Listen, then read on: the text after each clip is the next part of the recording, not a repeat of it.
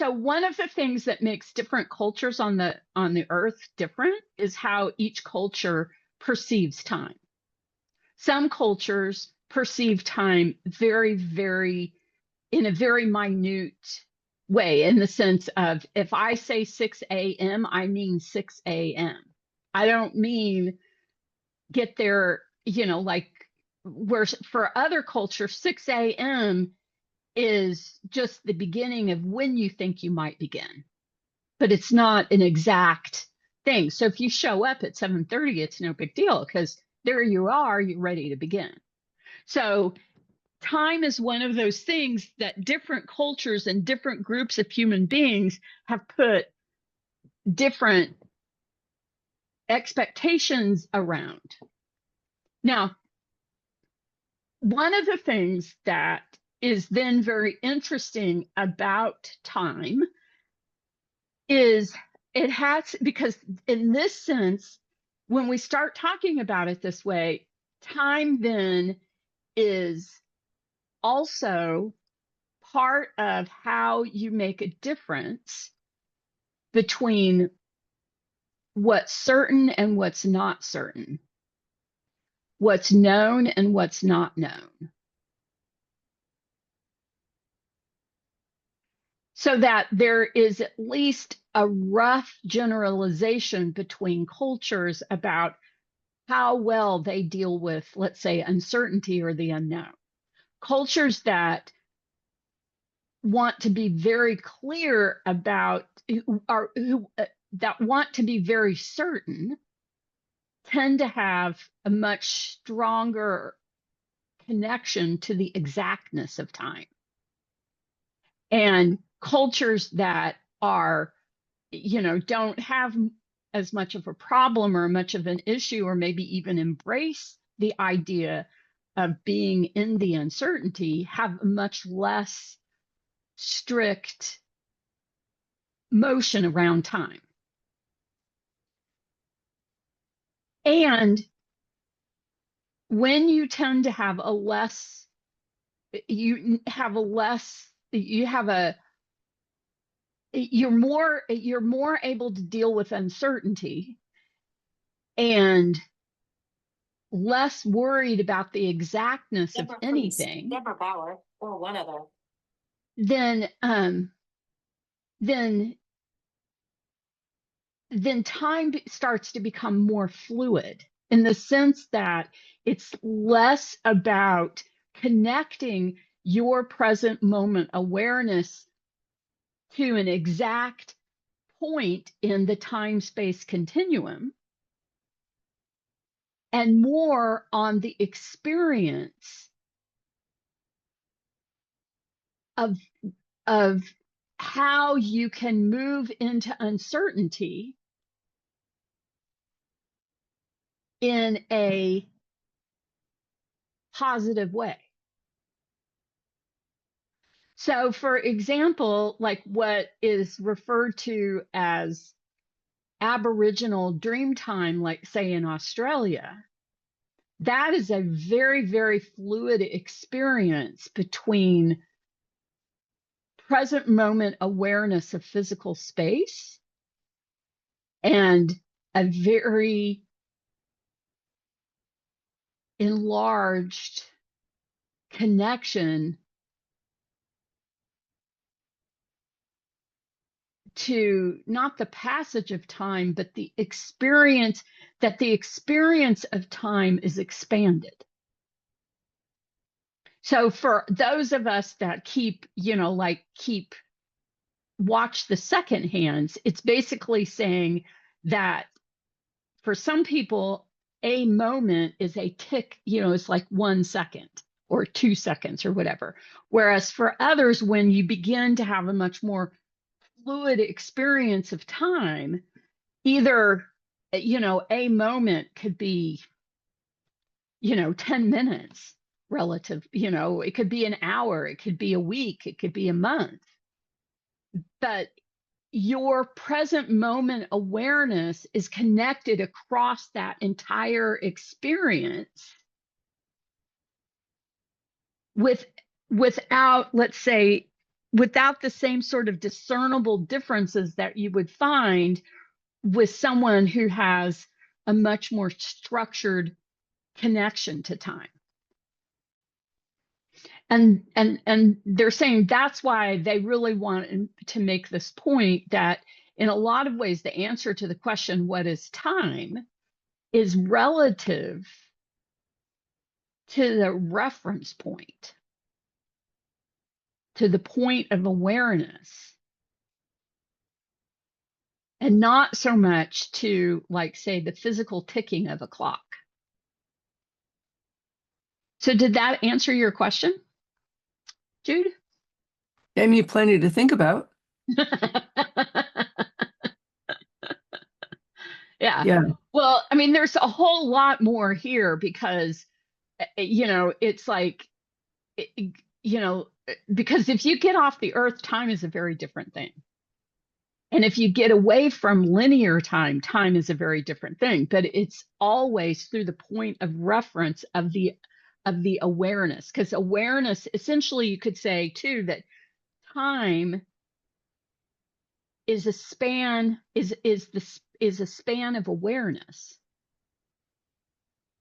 which in that sense, time is really more something that we define from a mechanical point of view than we do from like an experiential point of view. So if you're talking about it mechanically, it's one thing, it's linear, it's whatever. You talk about it experientially, it's the point of reference is always the point of awareness. So in that sense, right, we each have our own points of awareness. So that means that each of us would probably experience time very differently.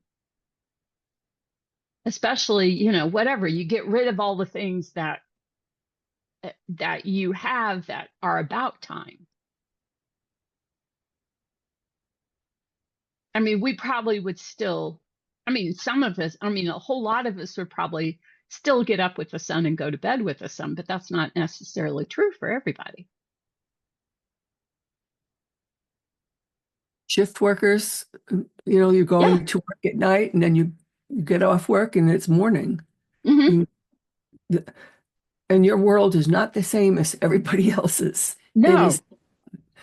So, yes, it is. And nobody who hasn't worked that people who haven't worked that kind of shift don't get it.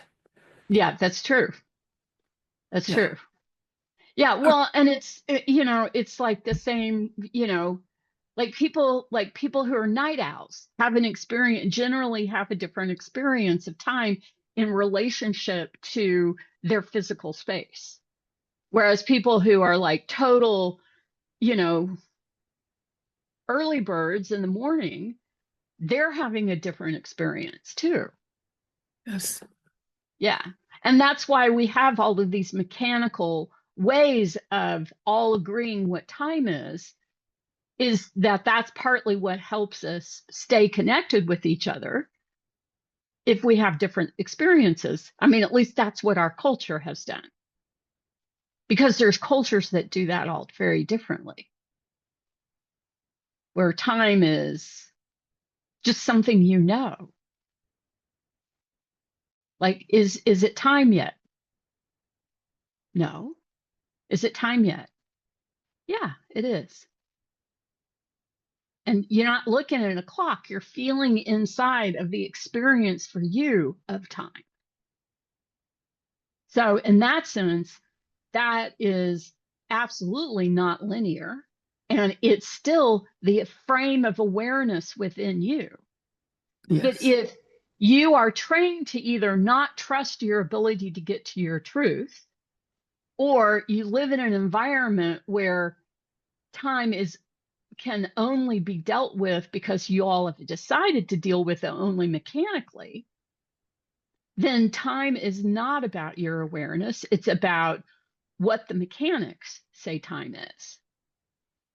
So overall, it's just a learned thing. It's not a, whoops, I lost you guys. I'm sorry.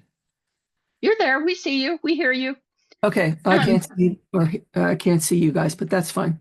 Okay. Yeah, it, that's why answering, like, that's why they started out answering the question based on what is linear time, because that's what we've agreed to. That there are different ways to experience time that really don't have anything to do with linearity and have much more to do with the point, like because when time is about the point of awareness within, like say my point of awareness of time, then my experience is going to be based on how my awareness is going to move. Meaning that means that there may be time, like in a certain sense, there may be times where time passes like mechanically that I'm not aware of. Right? Like, which actually has been happening quite a lot lately, but um, but we all have that experience, right? Like, oh, I've got 10 minutes, and you sit down to do something you think is going to take 5 minutes, and 20 minutes later, you're like, oh my gosh, I just missed the time, right? Like, because your experience of it is different. Now, one of the things, at least for us right now, as human beings on Earth, is that we won't lose right now, we won't lose. Well, generally speaking, we won't lose the idea of past, present, and future. Because that's the main thing that linear time brings to us, is the awareness that each experience of awareness is connected through space.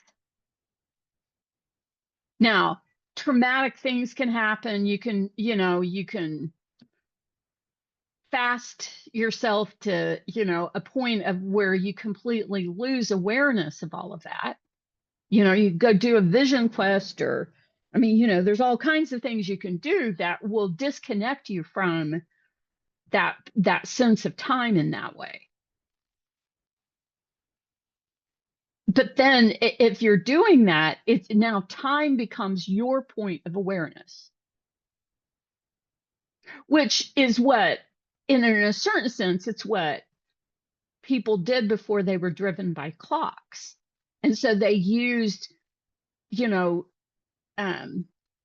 indicators from around their environment to help them understand, right? That yes, there was the sun, yes, there was the moon, but there was also seasons, for example. Seasons very much ends up for human beings being a time element, right? And then what happens to nature in your environment gives you a big clue about time, or at least the experience, the awareness of the shifting experiences within your space. That's why being cut off from light, for example, can be very, very difficult for people, because light is one of the main ways we understand time.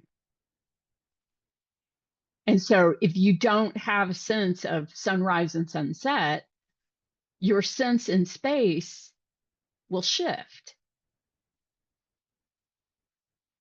And either it'll send you crazy, or you'll find a different way to deal with the awareness of your experience.